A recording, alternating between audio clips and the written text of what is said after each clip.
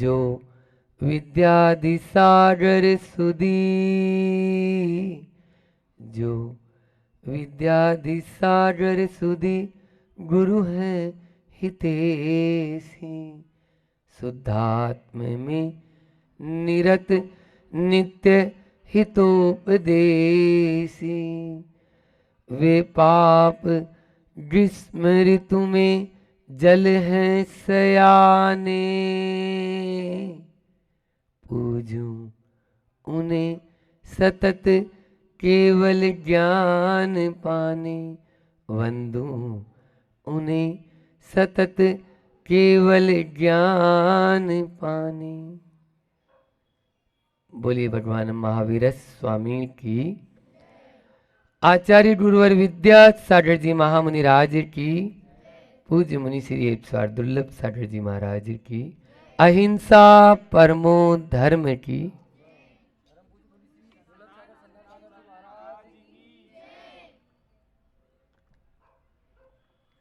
नदी को आप लोगों ने देखा होगा, नदी बहती रहती है, कभी वापस पीछे मुड़ती है, फिर आप क्यों मुड़ जाते हो?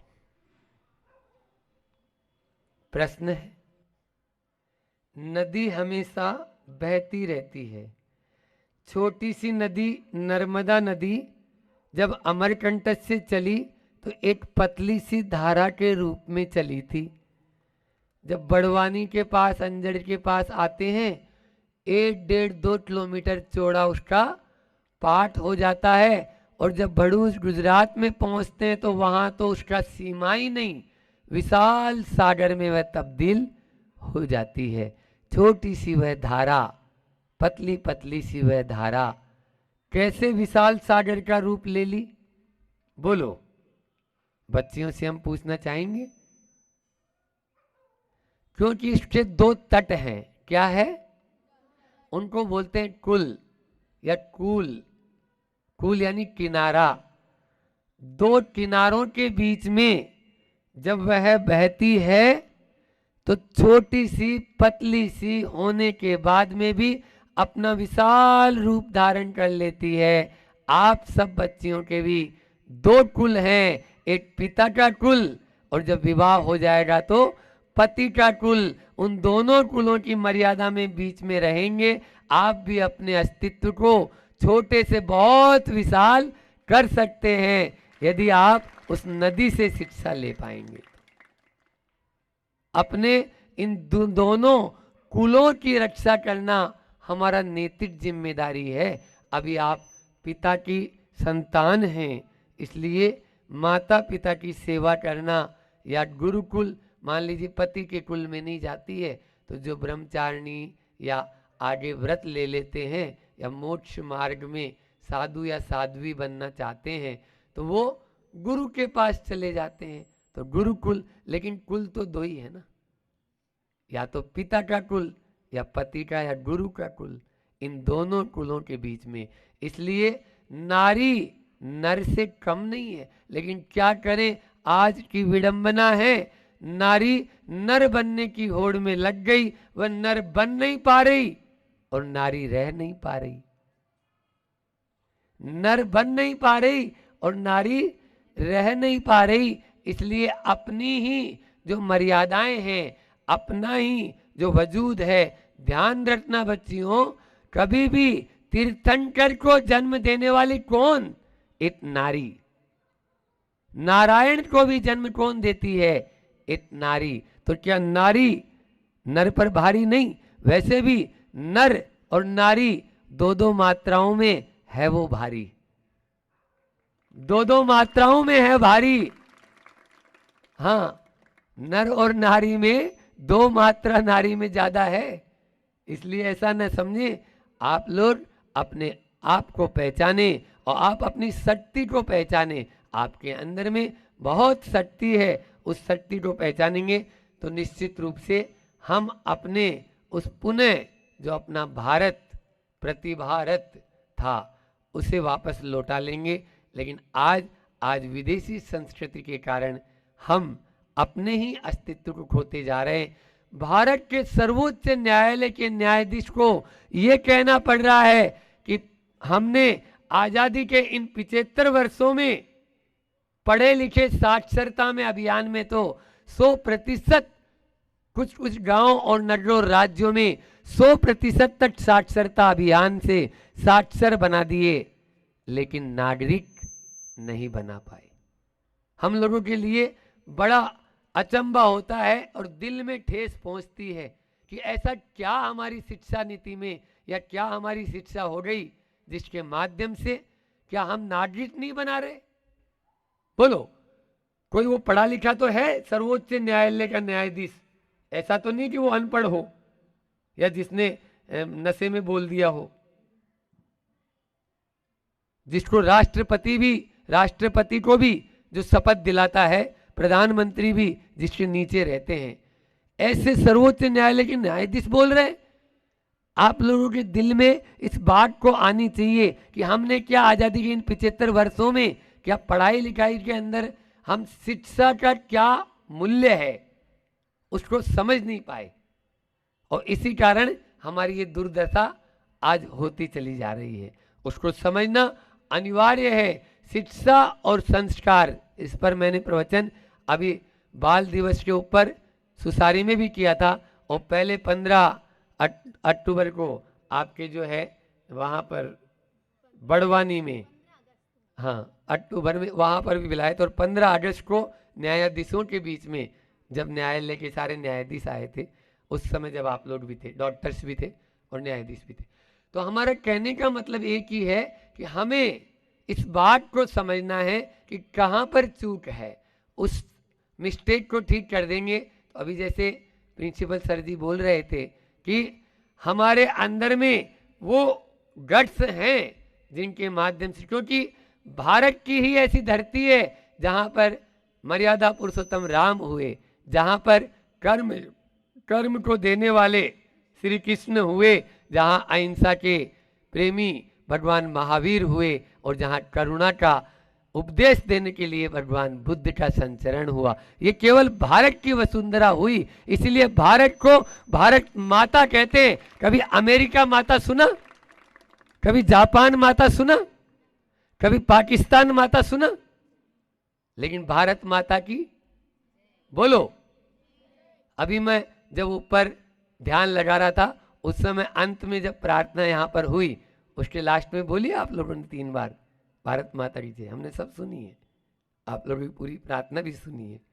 तो ये है, ये हमारी भारत की संस्कृति है।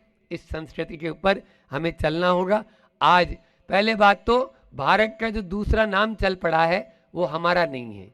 मान लीजिए हम यहाँ बैठी हुई इस बच्ची से पूछते हैं आपका नाम क्या है? पूजा, बहुत अच्छा नाम, पूजा नाम है। अगर इंग्लिश में हम बोलेंगे तो क्या होगा? बोलो, PUJA, पूजा ही लिखती है ना। जब इंग्लिश में आप अपना नाम लिखती तो PUJA लिखती है ना, हाँ POOJA, पूजा, ये है ना। लेकिन ऐसा तो नहीं है कि पूजा को आपने दूसरा यानी कोई मान लीजिए सोनम बना दिया हो, SONIM। बोलो, सोनम इंग्लिश में लिखे तो सोनम लिख देंगे, चल जाएगा। फिर भारत का नाम इंग्लिश में दूसरा कैसे हो गया? कभी विचार तो करो बच्चों। भारत को इंग्लिश में भी भारत लिखो ना, BHARAT, ये भारत की स्पेलिंग है। तो इंग्लिश में भी भारत ही होगा। वो नाम आपने कहां से बदल दिया, क्यों बदल दिया? क्या हम अपने पिताजी का अपनी माताजी का नाम बदल सकते हैं? किसने अधिकार दे दिया आपको बदलने के लिए? इसलिए भारत को इंग्लिश में बोलो। मेरा विरोध नहीं है अंग्रेजी से, अंग्रेजी माध्यम से विरोध है, अंग्रेजी से नहीं। इंग्लिश आप लोग खूब सीखो और फर्राटे से सीखो, तभी तो हम जवाब दे पाएंगे किसी का। लेकिन हमारी मातृभाषा हिंदी है, उसको मत भूलो। आज घर घर में हर शब्द अंग्रेजी के घुस गए हैं, तो हम कैसे संस्कृति को बचा पाएंगे? जिस राष्ट्र की जो मातृभाषा है उसी में होना चाहिए। 5 भय बदल दो, भारत बदल जाएगा। 5 भय बदल दो, भारत बदल जाएगा। बदलना होगा भाषा। बदलना होगा भोजन, बदलनी होगी भूसा, बदलना होगा भेषज और बदलना होंगे भाव। ये 5 बदल लेंगे तो हमारा भारत पुनः प्रतिभारत हो जाएगा। हमें भारत को सोने की चिड़िया नहीं, सोने का शेर है। ये तो सोने की चिड़िया तो बोलते हैं, आज भी है। और भारत विश्व गुरु था और है और रहेगा। क्यों? क्योंकि इस पर संतों का संचरण होता है। इस भारत पर ही गंगा जमुना जैसी नदियां बहती है, पवित्र नदियां। इस भारत पर ही नर्मदा जैसी नदियां बह रही है। इस भारत पर ही आप जैसे संस्कारित बच्चे यहाँ उत्पन्न हो रहे हैं। ये भारत की वसुंधरा है। यहाँ पर माना कि यहाँ पर सिकंदर जैसे तानाशाही उत्पन्न नहीं हुए, लेकिन यहाँ पर रामकृष्ण, महावीर, बुद्ध जैसे यहाँ पर महात्माओं ने, महापुरुषों ने इसी भारत वसुंधरा पर जन्म लिया है, जिन्होंने वसुदेव कुटुंबकम का पाठ पढ़ाया है। इसलिए आप लोग अपने आप को कम न समझे। पहला मैंने बोला भाषा, भाषा जरूर बदलें, भाषा को बदलना जरूरी है। माध्यम हम दूसरे को नहीं बना सकते हैं। दूसरे के कंधे पर बंदूक रख के चलाना तो सही नहीं माना जाता। अपने पास क्या अपनी भाषा में कमी है जो हम अंग्रेजी माध्यम के पीछे पड़ गए?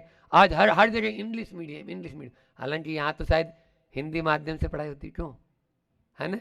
हाँ, लेकिन वो भी घुसने वाली है अब थोड़े दिनों में।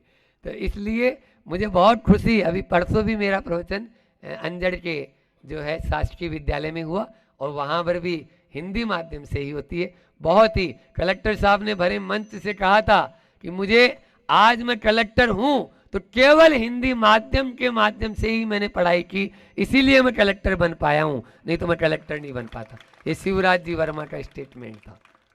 इसलिए ऐसा न समझे, अपनी मातृभाषा में जो उद्गार आप उत्पन्न करेंगे। वैसे भी आप देख लीजिए, ऐसे क्या होता है? अनार, ठीक है ना? और ए से बोलो ना, एप्पल। ए से एप्पल और जेड से जेब्रा, ठीक है ना? ए से एप्पल और जेड से जेब्रा। आपने सेब से शुरू किया, फल से शुरू किया और पशु बन गए, जेब्रा हो गए। और हमारे यहाँ पर ऐसे अनार से शुरू किया, फल से ही शुरू किया, लेकिन क्षत्रज्ञ जैसे ज्ञानी। हमारे भारतीय संस्कृति की भारतीय भाषा ही ऐसी है जो अनार से शुरू होकर ज्ञानी आपको बना देगी, वो पशुवत आपको आचरण करने से रोक देगी। इसलिए पशु बनने से हमें रुकना है। तो अपनी मातृभाषा को, जो यहाँ पर मैंने पुस्तक दी है, उसमें बड़े बड़े विद्वानों के, विदेशी विद्वानों के उसमें आर्टिकल छपे हुए हैं कि हमारी मातृभाषा में कितना दम है। और आज भी, क्योंकि इसी भाषा के कारण हम एकजुट थे। सबसे लॉर्ड मेकाले 1835 में भारत आए और लॉर्ड मेकाले ने देखा भारत में एक भी गरीब नहीं है, भारत में एक भी भिखमंगा नहीं है, भारत में एक भी भिखारी नहीं है। तो उसने सोचा इसका कारण क्या? इसका कारण यहाँ की मातृभाषा, उसको पहले तोड़ना जरूरी है। और वो रीढ़ की हड्डी को उसने 1835 लंदन में जो भाषण दिया, वो भाषण आप लोग सुन लेंगे तो आपके रोंगटे खड़े हो जाएंगे।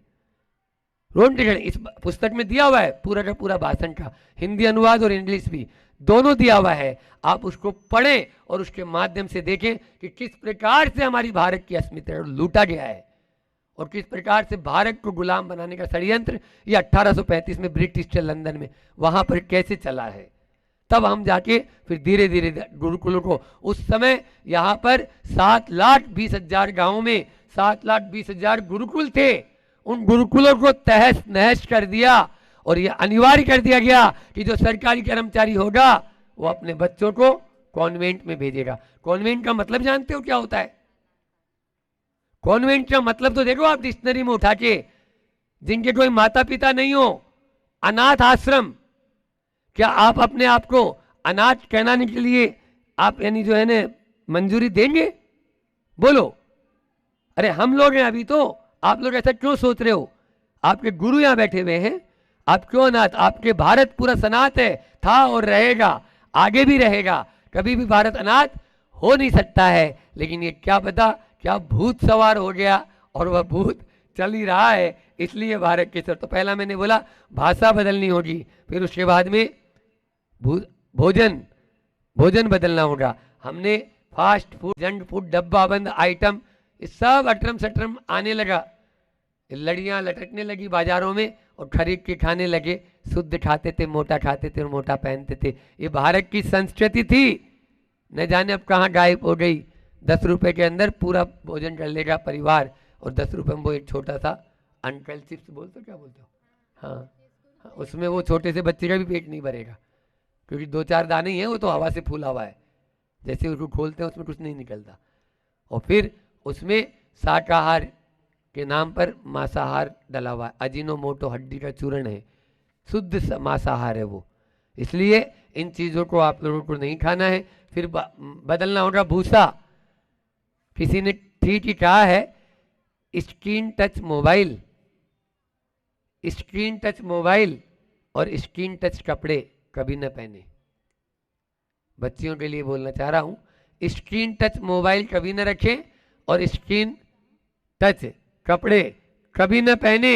ये हमारी दोनों ही संस्कृतियों को लीलने वाले हैं, भारतीय संस्कृति को उखाड़ने वाले हैं, इसलिए इनसे बचकर रहें। हमारी जो वेशभूषा थी और ये जो कपड़े पहन रखे हैं, ये भी नॉन वेज, ये पावर लूम में बने हुए हैं। पहले हैंडलूम हथकरघा से कपड़े बनते थे, और हथकरघा के माध्यम से जो कपड़े बनते हैं वो अहिंसात्मक कपड़े होते हैं। इसलिए हमें विद्यालयों में भी आप लोगों को स्वावलंबी बनाने के लिए अभी मोदी जी ने भी ये जो कौशल उन्नयन के नाम से चालू किया है, स्किल डेवलपमेंट। तो स्किल डेवलपमेंट के नाम से सब विद्यालयों में आप लोग हथकरघा सीखें, ताकि हम दूसरी जगह क्यों नौकरी करने जाएंगे।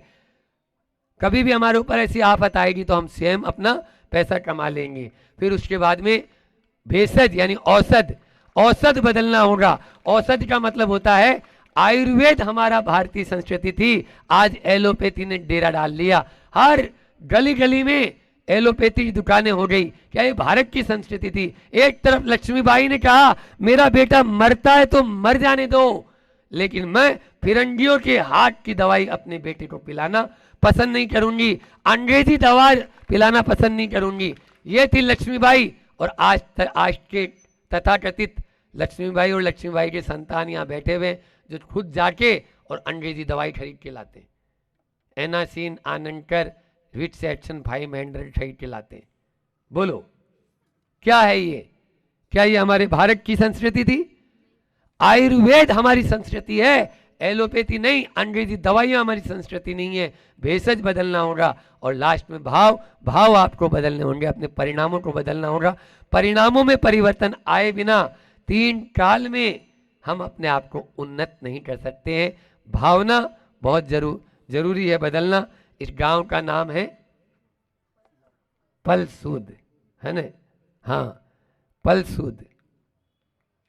पल पल हमारा शुद्ध होना चाहिए, ये कह रहा है पलसूद। हर पल हमारा शुद्ध होना चाहिए, ये कह रहा है पलसूद।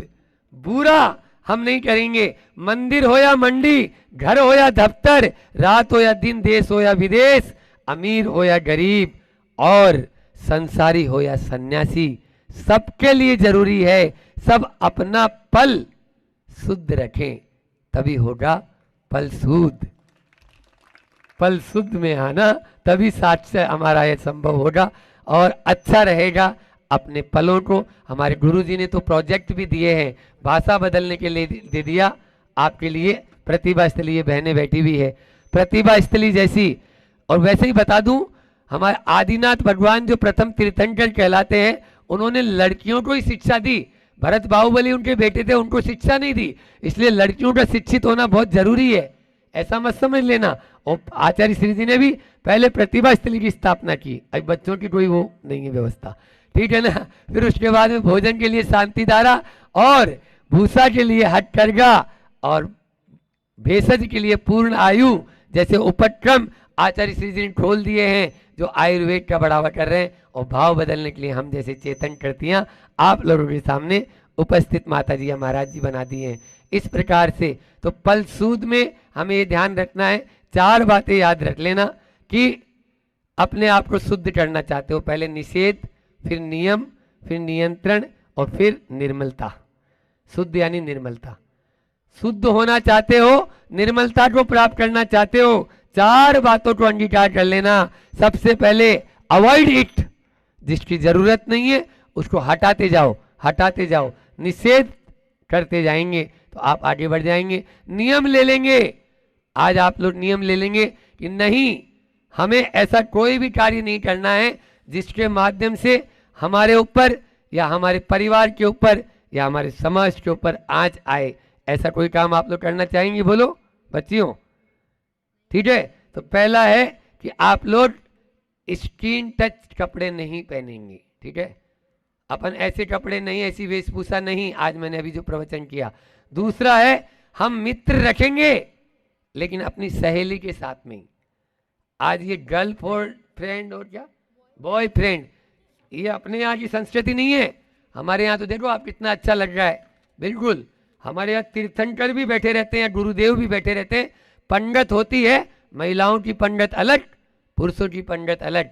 घर में होंगे तुम पति पत्नी, यहाँ पर नहीं, यहाँ पे तो एक तरफ बैठो।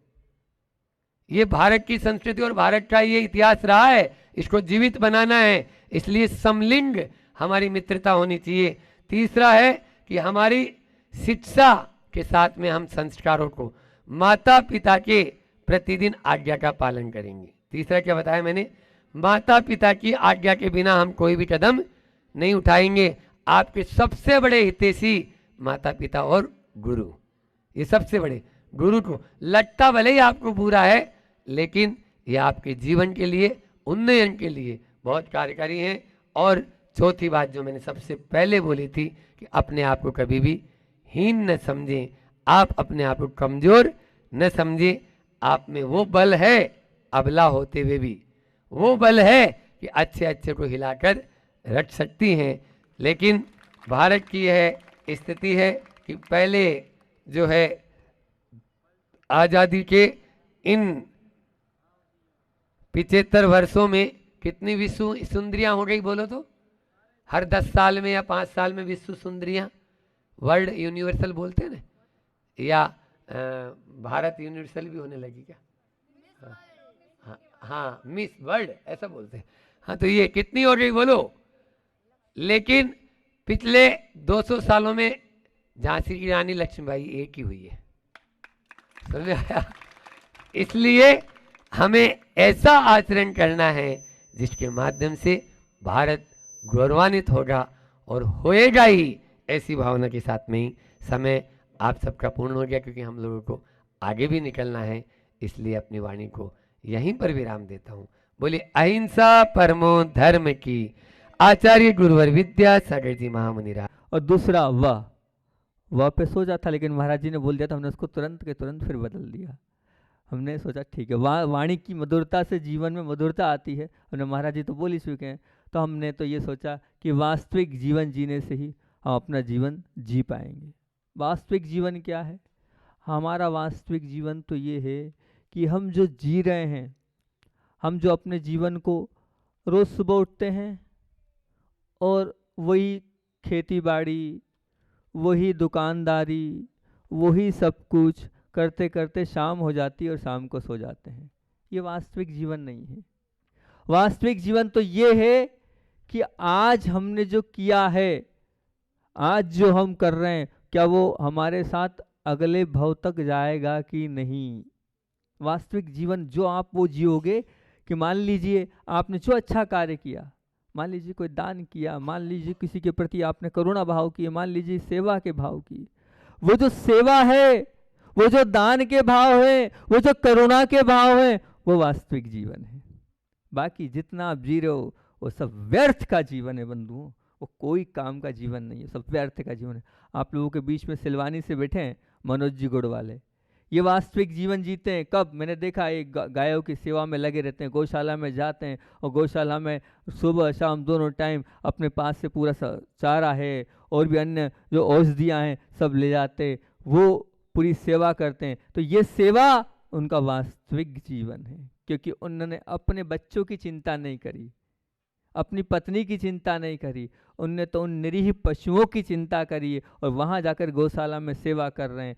तो वो वास्तविक जीवन है। विचार करना बंधुओं कि मैं सुबह से लेकर शाम तक कितना वास्तविक जीवन जी रहा हूँ।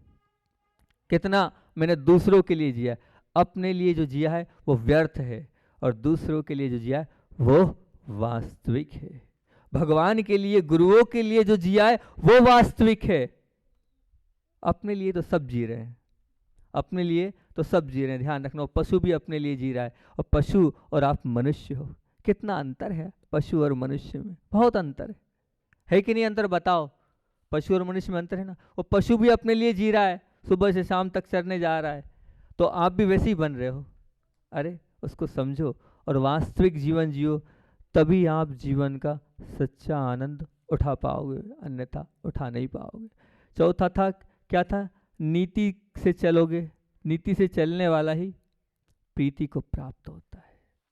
नीति से चलने वाला ही प्रीति को प्राप्त होता है। वास्तविकता में अगर आप सच्चे मार्ग से धन का उपार्जन करोगे, तो वो जो धन है वही आपके तन को लगेगा, वही आपके मन को शुद्ध करेगा, वही आपके जीवन को ऊंचा उठाएगा।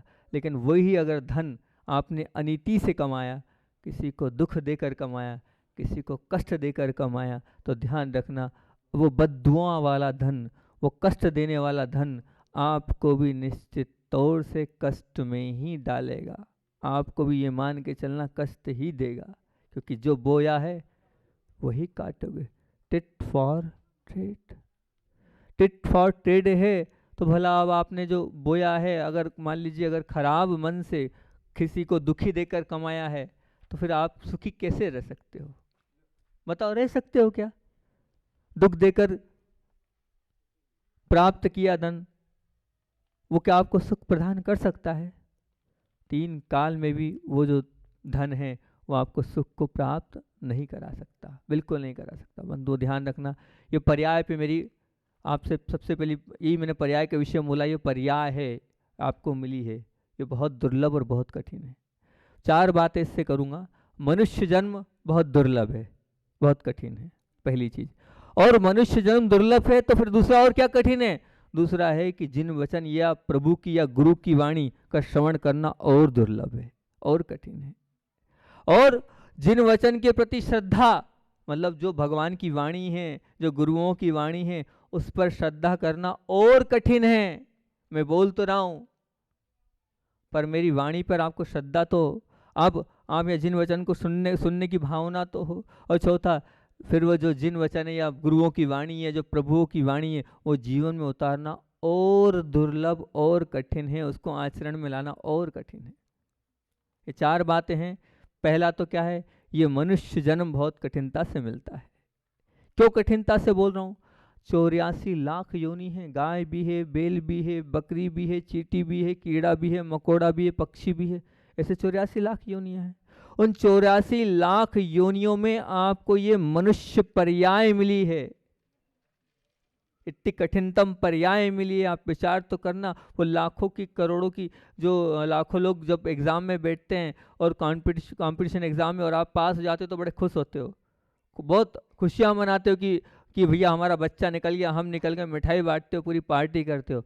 अब आपको बताएं, अनंत जीवों में से आपका सिलेक्शन हुआ है, 1-2 में से नहीं, अनंत जीवों में से, अनंत जीवों में से निकल के आए हो। अनंत मतलब क्या?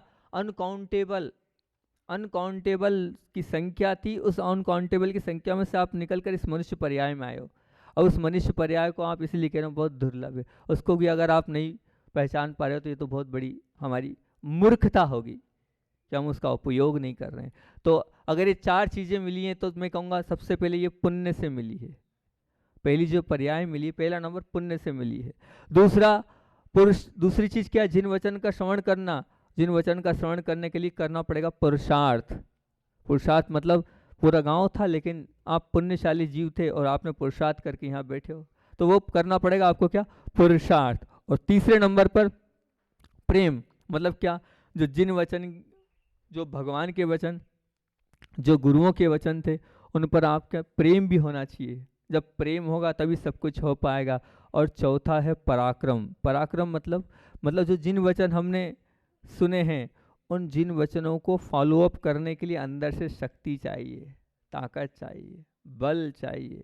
वो बल अंदर से तब होगा जब अंदर का पराक्रम होगा। मतलब पहली चीज़ ये पुण्य से मिला है, पहला। और दूसरा, ये पुरुषार्थ करा आपने और यहाँ आकर बैठे हो तो ये आपका पुरुषार्थ है। तीसरा, अब वो जो जिन वचन के प्रति आपका प्रेम होगा तब बहुत अच्छी बात है, नहीं तो सुन तो रहे हो लेकिन अगर मान लो इधर से सुना उधर से निकाल दिया, मतलब जिन भगवान के गुरुओं के वचनों पर आपको प्रेम नहीं है। और चौथा, अगर प्रेम हो गया है तो फिर पराक्रम चाहिए, जो गुरुओं ने कहा है, प्रभुओं ने कहा है, जो जिनेंद्र भगवान ने कहा है, उनकी वाणी पर विश्वास करके उसको फॉलोअप करना, उसको अपने जीवन में उतारना। जीवन में वही उतारता है, फिर उसको लगता है कि मुझे कुछ करना चाहिए, वो अच्छे काम करता है, वो राग से दूर होते चले जाता है, वो कषाय से, देश से दूर होते चले जाता है, वो मोह से दूर होते चले जाता है और अपने जीवन को शुद्ध और सात्विक बनाते जाता है। मैं ऐसा भोजन नहीं करूँगा जिस भोजन से, जिस आहार से अनेक जीवों की हिंसा हो रही हो, ऐसा आहार मैं नहीं करूँगा जिसके माध्यम से जैसा मैं हूँ वैसे उनको भी जीवन जीने का अधिकार है। इस प्रकार का शुद्ध और सात्विक आहार ही करूँगा, किसी प्रकार से जीवों को कष्ट देकर मैं भोजन नहीं करूँगा। तब तो हम मानेंगे कि आपने वो पराक्रम भी किया, वो अंदर से आपने पराक्रम भी किया। पराक्रम जब भी होगा जब आप उसको मानोगे, आप उसको समझोगे, तभी तो अंदर से भाव होने चाहिए दूसरों के प्रति सहयोग करने के। सहयोग से मतलब क्या, एक बहुत अच्छी बात याद आई, एक सज्जन थे, अच्छा लगा मुझे वो उन सज्जन का जो वो कार्य था वो प्रशंसनीय, स्तुति के योग्य है। वो सज्जन इस प्रकार के थे, क्योंकि आज तक मैंने लोग तो बहुत देखे हैं, ये गौ सेवक बैठे हैं, ऐसे लोग बहुत देखे कि गौ सेवा कर रहे हैं, और भी लोग देखे कि किसी को पढ़ा रहे हैं, भाई कोई गरीब है तो इलाज करा रहे हैं, ये लोग बहुत देखे, जो इलाज कराने वाले भी देखे, पढ़ाने वाले भी देखे गरीबों को, और भी अन्य ऐसे ऐसे दान, मंदिर बन रहा तो दान कर रहे हैं, ऐसे लोग देखे। लेकिन भिखारी दिखा तो दान, पर ऐसे लोग बड़े आश्चर्यचकित, पूरी गाड़ी में पीछे चप्पलें भरी थी अलग अलग साइज की। तो पूछा गया ये क्यों? बोले महाराज जी, जिस व्यक्ति को मैं नंगा पैर देखता हूँ और धूप की इस गर्मी में तुरंत गाड़ी में पीछे जाता हूँ, उसका नाप देखता हूँ और चप्पल खोल के उसको दे देता हूँ ना। बहुत बढ़िया, ये है, ऐसा पराक्रम होना चाहिए, ये सही आप धन का उपयोग कर रहे हो। बोले ज़्यादा नहीं, 2-4-5 हज़ार रुपये लगते होंगे साल के मेरे, लेकिन वो 5 हज़ार में मुझे बहुत खुशी होती, 5 लाख के दान में खुशी नहीं होती जितनी किसी को चप्पल पहना दो उतनी खुशी होती है। मुझे लगता है मैंने बहुत बड़ा काम कर लिया। देखा, मतलब ये ऐसे भी काम होते हैं।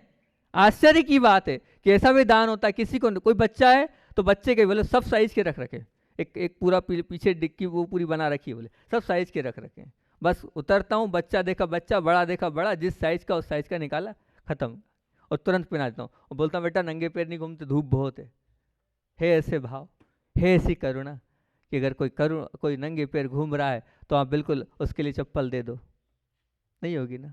शायद ही होगी आपकी अंदर ऐसी करुणा। ये भी दान है, ये भी दान है बहुत बड़ा। इस पर एक और बात याद आ गई और सुना देता हूँ, बहुत अच्छा। एक पोस्टमैन था, बहुत मतलब सज्जन था, और पोस्टमैन था, वो घर घर जाके क्या करेगा? पोस्टमैन का क्या काम है? चिट्ठी बांटना। अब घर घर जाकर चिट्ठी बांटता था, घर घर जाके चिट्ठी बांटता था। अब वो घर घर चिट्ठी बांटता था, अब बांटने के बाद एक पहुंचा तो उसने घंटी वाली, तो उन्होंने कहा जल्दी करो, तो उन्होंने कहा एक काम करो, नीचे से डाल दो। अंदर से एक मतलब एक बच्ची जैसी आवाज़ थी, बालिका जैसी आवाज़ थी। उसने कहा जी आप नीचे से डाल दीजिए। बोले नहीं, आपको साइन करना पड़ेगी, आना पड़ेगा। तो बोले फिर आपको इंतज़ार कर। बोले मेरे पास समय नहीं है, मेरे पास समय नहीं है। पर अब अंदर से कहा नहीं, वो तो आपको इंतज़ार तो करना पड़ेगा अंकल जी, आपको इंतज़ार तो करना पड़ेगा। अब वो जब अंदर से बाहर आई, समय तो लग गया। अब बाहर आने के बाद जैसे ही गेट खुला तो वो गुस्से में था। उसने कहा आज तो पूरा गुस्सा उतार दूंगा। ये कोई तरीका होता है? हैं? इतनी देर आपने हमें खड़ा कर रखा है, ये कोई तरीका है? अब जब इस प्रकार से बोला, गेट खुला, गेट खुलते ही वो एकदम दंग रह गया, गुस्सा उसका पूरा पानी पानी हो गया। बोले उसके पैर ही नहीं थे, उसके पैर ही नहीं थे। अब पैर नहीं थे उसके, तो अब उसको देख के बड़ा वो चुपचाप रह गया, और उसके बाद फिर जो है वो चला गया। अब फिर ऐसा मौका और आया, 1-2 बार वो आया, लेकिन हर बार वो कहता था हाँ हाँ आराम से आओ, जल्दी मत करना, अब मैं बैठा हूँ। तो वो आराम से आती थी। अब हुआ ये, दिवाली पे फिर कुछ आए, और दिवाली पे जब आए तो वो जो बालिका थी, उस बालिका ने अंदर से जब आई तो एक पैकेट साथ लेके आई। बोले अंकल जी आप हमारी इतनी सेवा करते हो और हमने आपके लिए कुछ गिफ्ट दिया है, लेकिन अभी यहाँ नहीं खोलना है इसको, आप घर जाके खोलना है इस गिफ्ट को घर जाके खोलना। तो अब वो अपने पोस्ट ऑफिस आया और वहाँ आके खोला। बोले नहीं चाहिए बेटा मुझे तो, नहीं आपको गिफ्ट तो लेना पड़ेगा। अब वो उसकी स्थिति शायद गरीब होगी, परिवार बड़ा होगा, बच्चे बहुत सारे होंगे, और भी छोटे भाई बड़े भाई की जिम्मेदारी होगी, तो गरीबी हालत है। अब वो संसार है, संसार में सब प्रकार के जीव हैं, नाना प्रकार के जीव हैं। अब वो जो था वो पोस्टमैन जाता तो था, लेकिन उसके पैर में चप्पल नहीं थी। क्या नहीं थी? चप्पल नहीं थी। उसने वो चप्पल उसको बाजार से मंगाकर गिफ्ट करी थी। अब वो चप्पल जब उसने देखी तो उसने ये सोचा कि चप्पल भी किसने गिफ्ट करी है? जिसके पैर नहीं है, मैं इसको क्या गिफ्ट करूँगा। उसकी आंख से आंसू आ गए कि ये करुणा है उसके पास तो पैर नहीं है, लेकिन मेरे पैरों की चिंता उसको है कि मैं धूप में नंगे पैर चल रहा हूँ, और मेरे लिए उसने चप्पल गिफ्ट करी। ऐसी करुणा, ऐसी अंतरंग में परिणाम आपके हैं कि नहीं, विचार करना देंगे। ये पुण्य से मिले आपको क्या है? ये आपको आँख मिली है, कान मिले हैं, हाथ मिले हैं, पैर मिले हैं, ये पुण्य से मिला। इस पुण्य से आप क्या, इससे आप कमा रहे हो? क्या कमा रहे हो? पाप कमा रहे हो कि पुण्य कमा रहे हो? ये बताओ, विचार। मैं आपसे प्रश्न पूछ रहा हूँ कि आपको क्या मिला है? ये आँख मिली है, ये कान मिला है, ये हाथ मिले हैं, ये पैर मिले हैं, ये पुण्य से मिले हैं। इस पुण्य से मिले हो को आप इसे पुण्य कमा रहे हो कि पाप कमा रहे हो? पुण्य कमा रहे हो कि पाप कमा रहे हो? बताओ, विचार करना। कि मान लीजिए अगर आपके यहाँ कोई नौकर है, मान लीजिए आपका कोई ऐसा व्यक्तित्व है जो आपके यहाँ काम कर रहा है, तो उसे मान लो 10,000 मिलते हैं, तो कभी आपने सोचा नहीं कि वो टंकी के रेट बढ़ गए तो मैं उसके रेट बढ़ा दूँ?